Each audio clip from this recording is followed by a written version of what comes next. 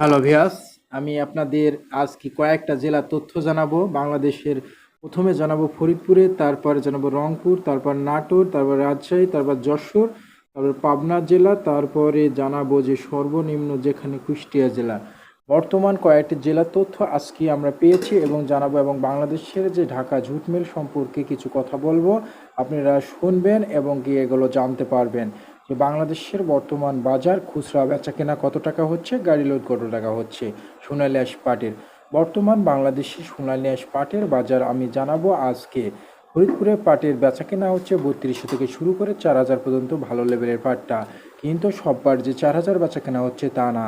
পাটের উপর ডিপেন্ড করে পাট বেচাকেনা হচ্ছে 3200 থেকে শুরু করে 3300, 3400 এবং 3500। এই ঘরের থেকে বেশিরভাগ পাট বেচাকেনা হচ্ছে ফরিদপুরে, এবং ফরিদপুরের পাট সরাসরি ঢাকা জুট মেলে চলে যাচ্ছে।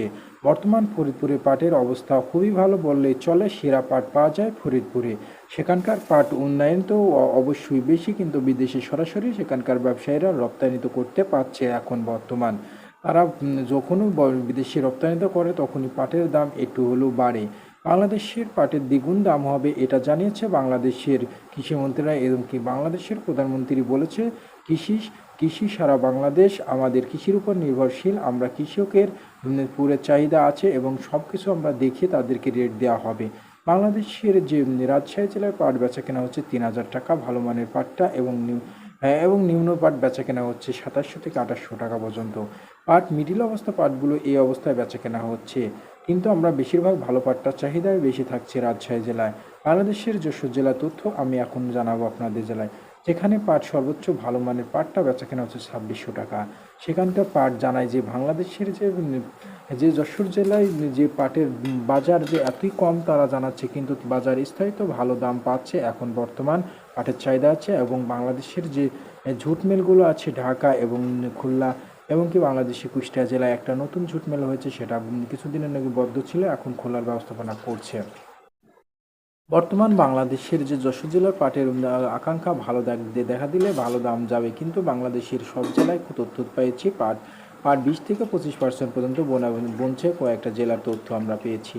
বর্তমান বাংলাদেশের নাটোর জেলার তথ্য জানাবো।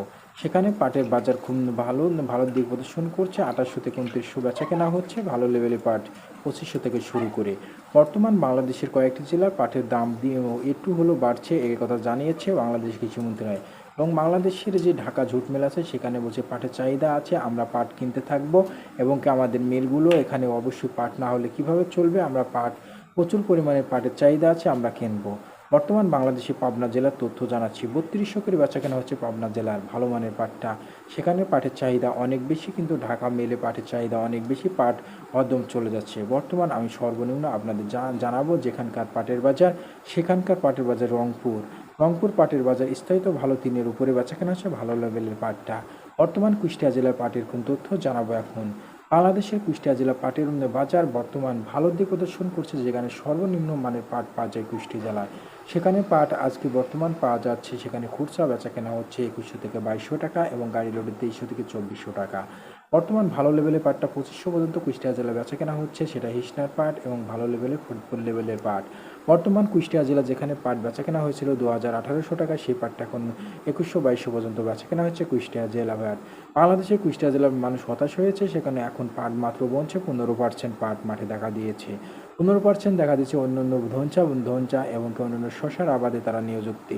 বাংলাদেশে কুষ্টিয়া জেলার মানুষ এতই বিবাদগ্রস্ত ভিতরে আছে, প্রতি বিঘা জমিতে তাদের ক্ষতিগ্রস্ত দেখা দিয়েছে 14 থেকে 15 হাজার টাকা। তাই তারা পাট 15% পাট বনছে বাংলাদেশের কুষ্টিয়া জেলার মানুষ।